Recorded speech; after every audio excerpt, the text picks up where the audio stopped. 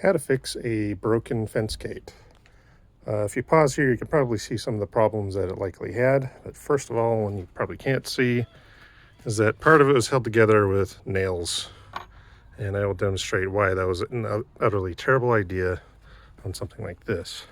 Secondly, you might notice, I'll point out that the hinges are here, so that the weight of the entire gate is pulling that way when it's open. So it's trying to pull on. So this board here should be supporting most of the weight, but here it's barely got any meat on it, and it's trying to connect to this, which is trying to connect to this, and this is where the rusty nails were. That means this rusty nail was trying to hold on, or I should say this old board was trying to hold on to this rusty nail and it just couldn't. So I've replaced those with some decent painted deck screws, some coated deck screws. Then I also added this cable with a turnbuckle.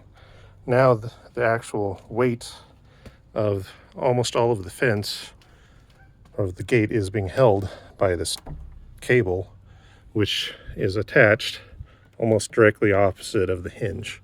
So all the force comes from this hinge to this board to this hook and then down to the bottom corner. And then everything is being held up by that bottom plate.